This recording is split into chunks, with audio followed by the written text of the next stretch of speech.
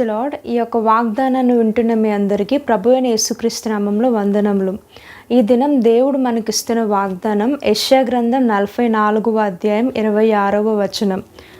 నేనే నా సేవకుని మాట రూఢిపరచువాడను, నా దూతల ఆలోచన నెరవేర్చువాడను.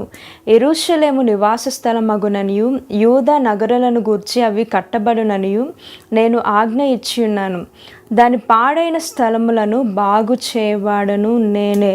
ఈ వాగ్దానం బట్టి దేవుని నామానికి మహిమ కలుగును గాక. అయితే ఈ వాగ్దానాన్ని మనం చూసినట్లయితే పాడైపోయిన స్థలములను బాగు చేయబడను నేనే అని దేవుడు చెప్తా ఉన్నారు.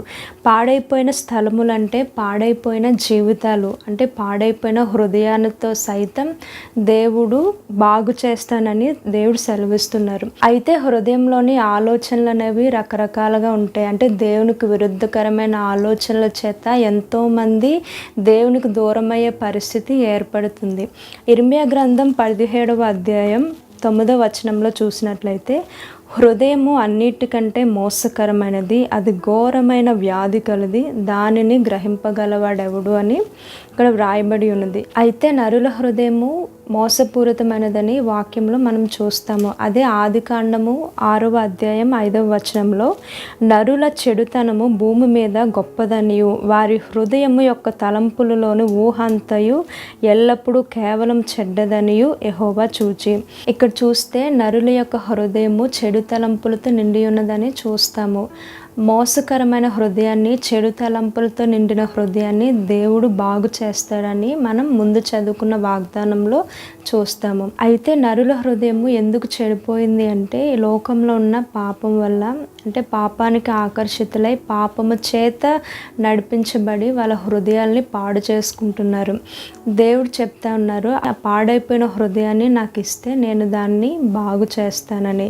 గనుకనే యెహెజ్కేలు 36:26లో మనం చూసినట్లయితే, నూతనమైన హృదయాన్ని మీకు ఇచ్చేదను, నూతనమైన స్వభావాన్ని మీకు కలుగు చేసేదనని దేవుడు చెప్తా ఉన్నారు.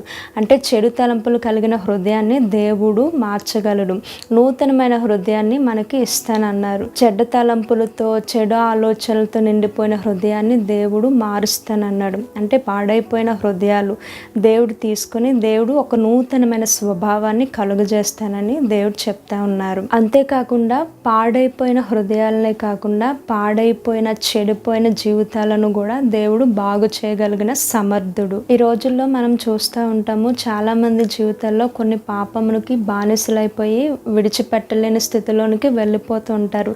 వాళ్ళ జీవితాన్ని పాడు చేసుకుంటారు. అందులోనే పాడైపోయి ఇంకా దేవుని దగ్గరకు కూడా రాలేని పరిస్థితిలో ఉంటారు. అయితే దేవుడు సెలవిచ్చిన మాట ఏంటంటే, నీ జీవితాన్ని దేవుడు బాగు చేయగలడు. అలానే బైబిల్లో మనం చూసినట్లయితే ఎంతోమంది జీవితాన్ని దేవుడు బాగు చేశారు. మగ్దలేని మరియా, అలానే సమరయ స్త్రీ, అలానే రాహాబు జీవితాన్ని కూడా దేవుడు బాగు చేసి తన మహిమ కొరకు వాడుకున్నారు. రాహాబు జీవితంలో మనం చూసినట్లయితే, రాహాబు ఒక వేశ్య, పాడైన తన జీవితాన్ని దేవుడు బాగు చేసి యేసుక్రీస్తు వంశావళిలో ఆయన చేర్చుకున్నారు. అంటే అంత గొప్ప ఆశీర్వాదాన్ని దేవుడు తనకి దయచేశారు. అలానే మగ్దలేని మరియా కూడా తన జీవితంలో దెయ్యముల చేత పీడింపబడేది.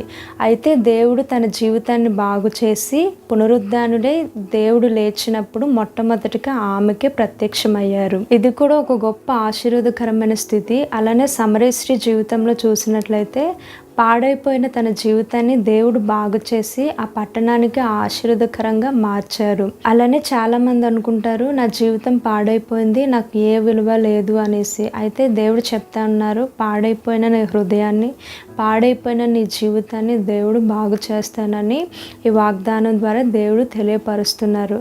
అయితే మనం ఏం చేయాలంటే, దేవుని సన్నిధిలో పాపాలను ఒప్పుకొని హృదయపు స్థితిని ఒప్పుకునేటప్పుడు జీవితాలని దేవుడు బాగు చేస్తారు. ఈ పరిశుద్ధ వాగ్దానాన్ని దేవుడు మీ వినికిడిలో దీవించునుగాక. ఆమేన్. ప్రార్థన చేసుకుందామండి. మహాపరిశుద్ధుడైన యొక్క పరిశుద్ధమైన నామమును బట్టి ప్రభా మీకు లెక్కలేనన్ని స్తుతులు స్తుతులు స్తోత్రములు చెల్లించుకుంటున్నానయ్యా. అయా దేవా తండ్రి, నువ్వు హృదయంలో ప్రభ పరిశోధించే దేవుడు ప్రభ. ఎవరైతే ప్రభ నాయన తండ్రి తన అటువంటి పరిస్థితిలో ఉన్నారో ప్రభ, ప్రతి ఒక్కరిని ప్రభ మీరు దర్శించండి ప్రభ.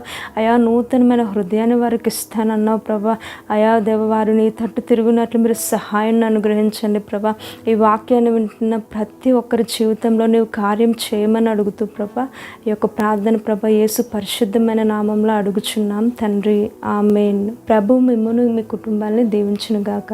ఆమేన్.